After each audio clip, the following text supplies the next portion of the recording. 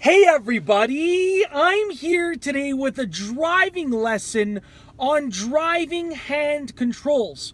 In this video, I'll be going over some very basic and simple hand controls, and this will be a driving lesson that is geared towards beginner drivers or new drivers. Now let's get right to it. I'm going to get my head out of this camera frame and show you all of the hand controls. Now let's get right to it.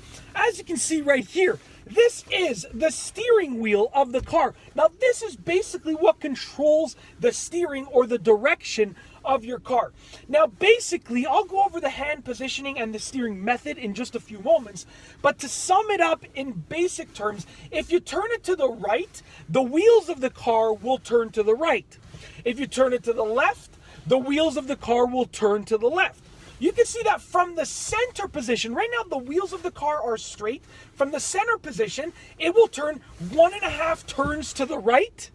And then if I bring it back to center, it also turns 1.5 turns to the left. And whenever you feel that wheel have resistance and sort of lock up like that, that means that's as much as the wheels can turn in that direction. So this is as much as the wheels can turn to the left, and this is as much as the wheels can turn to the right. Now let's get right to the hand positioning. Right here, once again, is the steering wheel. You want to keep your hands balanced and you want them in the position that makes the most sense with regards to control, versatility, and safety.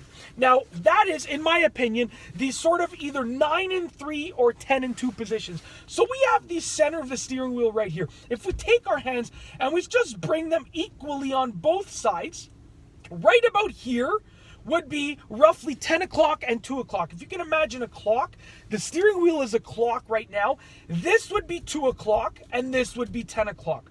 And if you bring them a little bit further down, you have the 9 o'clock and 3 o'clock positions. Once again, this would be 3 o'clock and this would be 9 o'clock. Now, either of those two positions are absolutely fantastic, in my opinion, for versatility, for safety, for comfort, for steering, for maneuverability, for all of those factors.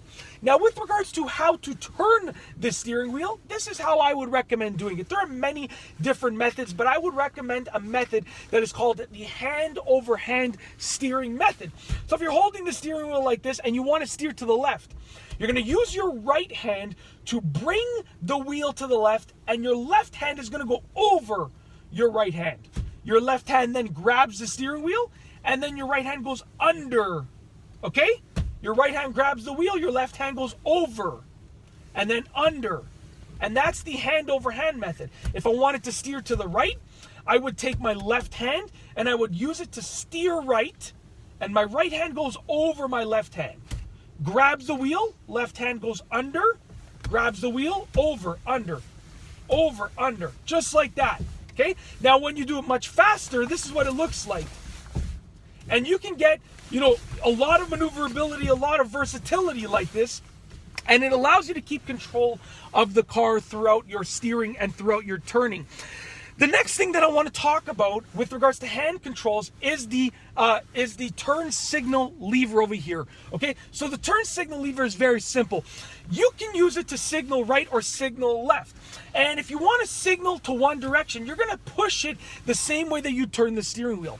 So for instance, if I wanted to put my right turn signal on to let everyone know that, for instance, I was, switching lanes towards the right, I would push it this way, up. Because that's the way that I would turn the steering wheel to turn right. If I want to turn the steering wheel right, I would turn this way. So that's the way that I'm going to push the turn signal, like that. Now, on the other hand, if I want to signal left, I would push it down, because that's the way that I would go towards if I was steering left, I would go this way, okay? So it's very, very simple and straightforward. Now, in most cars, for the most part, the turn signal will automatically cancel itself out once you've completed the turn. So for instance, if I was turning right, okay, I put the right turn signal on, I would turn right, and then as I straighten the wheels out, you'll see that the turn signal turns off and clicks off by itself. Just listen. I'll do it one more time because I was talking over it. Turning right. So you can hear that little sound of it canceling itself out. Just like that. And you can tell that your turn signal is on, because when it's on, you'll not only hear that sound, that clicking sound, but you'll also see the light on the dashboard flashing.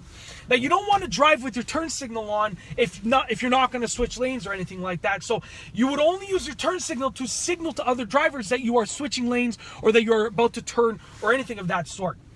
So on this car, on the left turn signal lever, you also have the headlight control. So I can control the headlights from here as well. But that's not the case with every car, okay? Your headlight controls might be somewhere along here or anywhere else in the car that the manufacturer wanted them to be.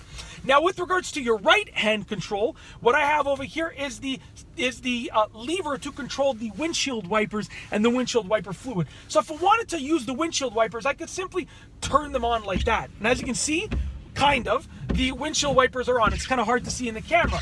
Now, if I wanted to actually cause windshield wiper fluid to go onto the windshield, I would just pull it back like this. And windshield wiper fluid is going on the windshield, and the wipers are clearing the fluid off. So that's the hand controls. Those are the hand controls with regards to the steering wheel and the levers beside the steering wheel. Now, this steering wheel also has some various controls for the hands-free speakerphone, the radio, and the cruise control on it as well. But that's going to be probably different with most cars, so I'm not going to go over those. You'll have to look at your own specific car for those instructions. Now, what we have here is a gear selector and parking brake, okay, or emergency brake or hand brake, depending on what you call it. Now, in a manual car, this will look a little bit different, but I'm going to go over both. In an automatic car, what you have is a gear selector, and in this car, it has park, reverse, neutral, drive, and then it also has a manual mode that allows you to shift gears, even though it's an automatic car, okay? Now, in other cars, you might see 2, 1, or even L for low. And like I said, you'll have to consult your owner's manual for those specific instructions because I can't go over those with you because this car doesn't have it. But if you want to shift your gear with regards to an automatic car, you put your foot on the brake and you can shift into whatever gear you want. So now I'm in drive. I could go into neutral, I could go into reverse, or I could put it back in park. Now be careful because when your car is in reverse or drive, the car is going to move forward or backward as soon as you release the brake, provided that your parking brake is not engaged. And if you put it in neutral, your car might roll forward or backward, depending on if you're on a hill, as soon as you release the brake. Once again, as long as the parking brake is not engaged. If you drive a manual car, you're going to have a gear selector here, and you're going to have a clutch as well that you can use, and you have to push the clutch in, and you can shift through the gears and select the gears. But once again, I'm not going to go over that in this video because this is an automatic car. Now, you have also a parking brake, emergency brake, or hand brake here, depending on what you call it. And this is one of the other hand controls that you will use as a driver. Now, if you want to release the parking brake, you're going to pull it up slightly and push the button in. Okay, there's a button that I pushed in with my thumb, and hold that button down and then bring it all the way down, and then you can release your hand. If you want to turn the parking brake on or engage the parking brake or the hand brake, you're going to just simply pull it up and you'll hear it click. Pull it up nice and firmly. Don't yank on it like crazy, but just nice and firmly pull it up until you feel quite a bit of resistance. And release. Once again, to disengage the handbrake, you're going to pull it up a little bit, use your thumb to push the button in, and then let it go down while holding your thumb on that button. And then you can release. To engage it, just pull it up like that. Now, other cars might have a parking brake that is electronic if it's a modern car that has that option, or they might also have a parking brake over here on the left side where your left foot would go. So this is just with regards to the instructions for a hand brake. The emergency brake or parking brake in the form of a hand brake like this right here. And that's basically it. In this video, I just wanted to go over some hand controls for driving. This has been a very simple instructional driving tutorial that has shown you basically, for the most part, what you would regularly use with your hands as a driver. I really hope that you've enjoyed this video. Be sure to give it a thumbs up if you liked it. Let me know what you think down below as a comment. What are your tips for using these hand controls as a driver? Let me know down below. And of course, be sure to subscribe for more great car and driving videos just like this one. And that's all I have for you today. Thanks for watching.